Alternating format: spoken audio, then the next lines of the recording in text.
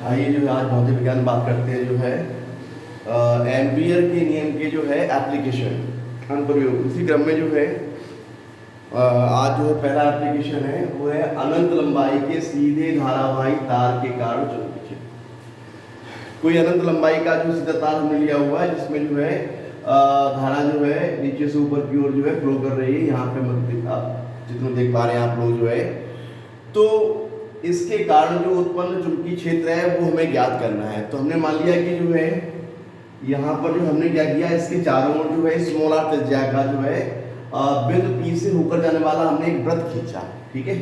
तो इसके इस जो है जो वृत्त है, जो बंद पृष्ठ है, इसके भीतर क्या है, इसके भीतर जो है ये I धारा गिरी हुई है।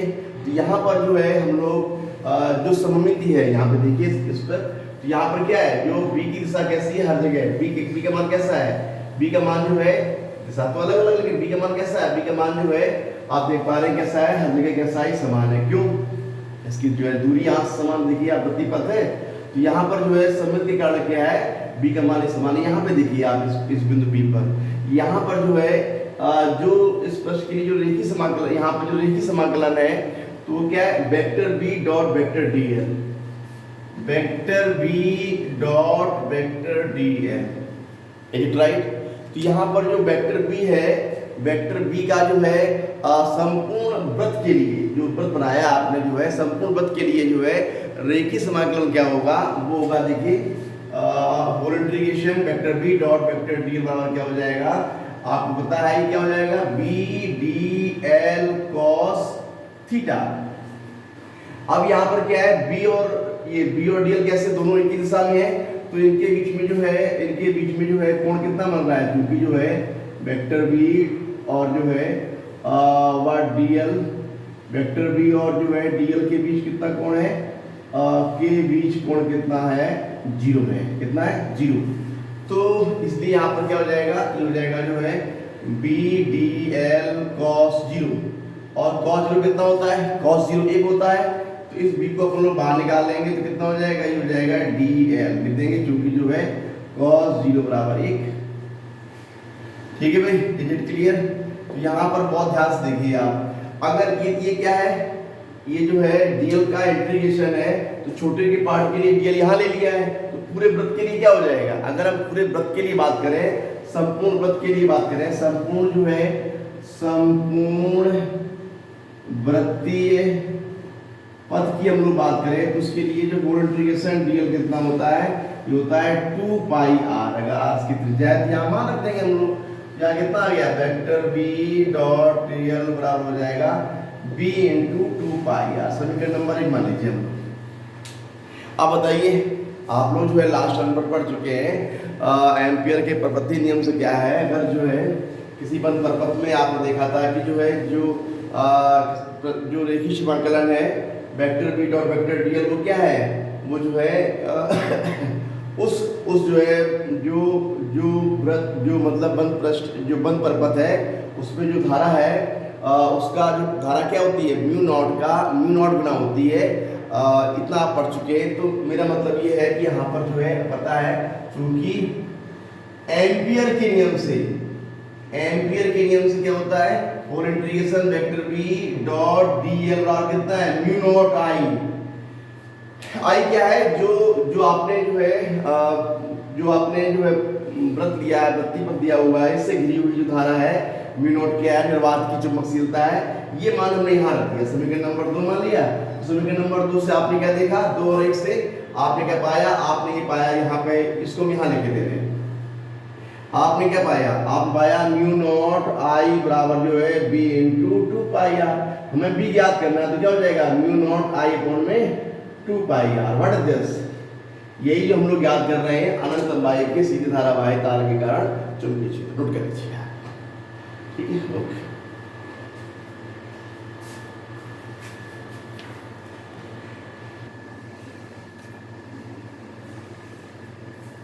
आइए हम बात करते हैं, दूसरा एग्जाम्पल है उसका एम्पियर के प्रपत्ति नियम का दूसरा एप्लीकेशन है, वो है लंबी परिनालिका के भीतर जो है चुंबकीय क्षेत्र।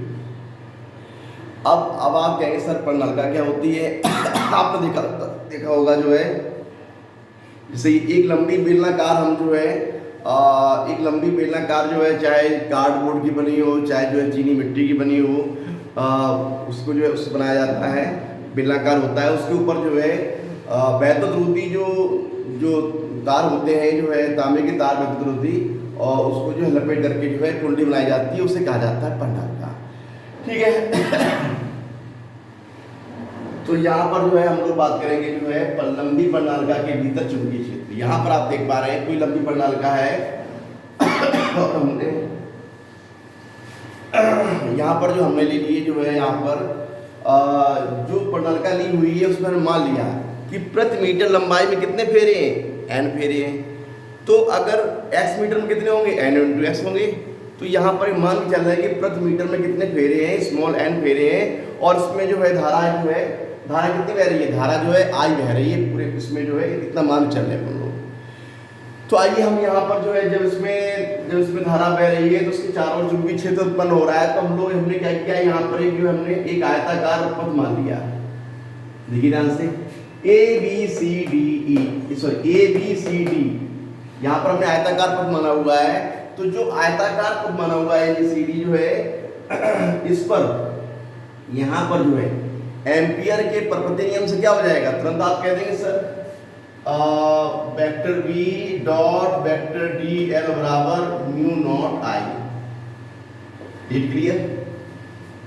तो यहाँ पर ये एम्पियर के परपति नियम हो गया। लेकिन अब आप जो है प्रत्येक खंड में नियम लगाएंगे। आप कहने मेरा मतलब है, आपने क्या किया, आपने जो है एक आयताकार पथ मान लिया ए बी सी डी, और उसमें आपने एम्पियर का परपति नियम लगाया। तो एम्पियर परपति नियम से क्या होता है, कोई भी वन पर पथ ले लें, उसमें जो है जो धारा होती है वो क्या होती है, म्यू नॉट गुना होती है। इतनी कंफर्म है आपको।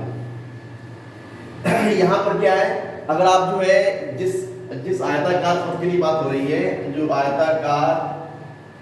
आयताकार जो है ए बी सी डी जो पथ है, इस पे क्या होगा, एम्पियर के नियम से इसके लिए जो है क्या हो जाएगा, देखिए vector B dot D L अलग पार्ट के लिए ए से B vector B dot D L plus B से C vector B dot D L plus C से D vector B dot D L plus D से A vector B dot D L. ठीक है, आइए देखिए, यानी कि ए से बी, बी से सी से डी और डी से ए, इन सबको हम जो है अलग अलग इनके मान निकाल करके जोड़ेंगे, फिर इसके साथ में आते हैं। आज विचार करते हैं हम लोग, ये क्या है, ए से बी क्या है, ये जो है चुंबकीय क्षेत्र के समांतर है। तो यहाँ पर जो है वेक्टर बी और डी एल के बीच कितना कोण होगा, 0 अंश। इसके अलावा ये देखिए ध्यान से आप, बी और सी में क्या है, बी और सी में जो है BC और DA विचार करिए आप। BC और DA कैसे हैं, आपस में लंबवत है। यहाँ पर जो है जो B की दिशा है, ये देखिए यहाँ पर B दिशा कैसी है, भीतर की ओर है, यहाँ कैसी बाहर की ओर है। तो यहाँ पे आप देख पा रहे हैं कि यहाँ पर जो B और D दिशा कैसी है, परस्पर लंबवत है। तो उनके बीच कोण कितना होगा, 90 होगा, तो वो 0 हो जाएगी। तो कुल मिला करके आपने क्या देखा, आपने देखा कि जो B और C है, मतलब BC वाला और जो है और DA वाला टर्म कैसा होगा, 0 हो जाएगा। यहाँ पे देखिए ये प्रणालिका है, इसके बहुत दूर जो है ये आपने CD लिया हुआ है। तो यहाँ पर क्या कोई धारा तो घिरी नहीं है, यहाँ पर कोई धारा नहीं घिरी है, तो क्या होगा, आप यहाँ पे देख पा रहे हैं, यहाँ पर जो है बहुत दूर जो है चुंबकीय क्षेत्र का मान 0, B का मान जब 0 है तो ये वाला टर्म 0 हो जाएगा। कहने का मेरा मतलब है यहाँ पे आपने क्या देखा, सिर्फ A से B के अलावा सभी टर्म 0 हो जाएंगे, 0 प्लस 0 प्लस 0। तो यहाँ पे कितना बचेगा, ये बचेगा जो है A से B vector B dot vector DL। तो क्या हो जाएगा, A से B B DL cos 0। तो क्या हो जाएगा, B बाहर निकाल लिया, A से B और जो रहेगा DL। आप ध्यान से देखो बेटा, यहाँ पे क्या है, A से B में क्या है, इसकी जो लंबाई है हमने क्या मान ली, x मान ली। तो यहाँ पे इसका इंटीग्रेशन कितना आ जाएगा, x। तो ये आ गया b इंटू एक्स। यहां तक कोई दिक्कत बताइए आप, इसका मान कितना आ गया, इंटीग्रेशन ऑफ ए से बी डी एल बराबर कितना आ गया, एस आ गया। ये एस यहाँ पर है। अब हमको एम्पियर के नियम से पता है म्यू नॉट आई होता है, यहाँ पे कितना आ जाएगा, ये मान आ गया म्यू नॉट आई बराबर जो है बी एस। ठीक है, ये क्लियर।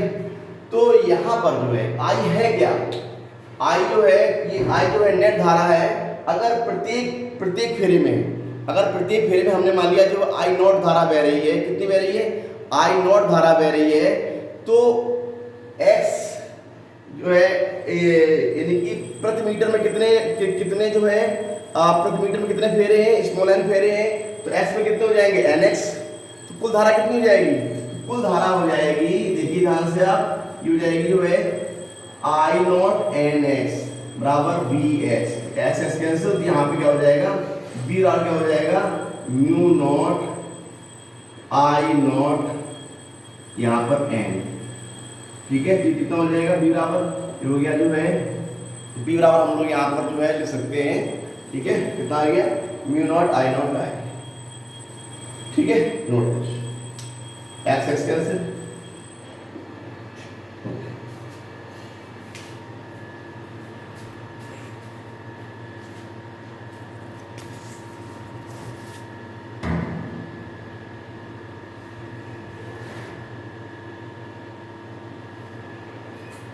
आज की क्रम से लिख लीजिए, बी बराबर कितना हो जाएगा, mu not an I not. Okay.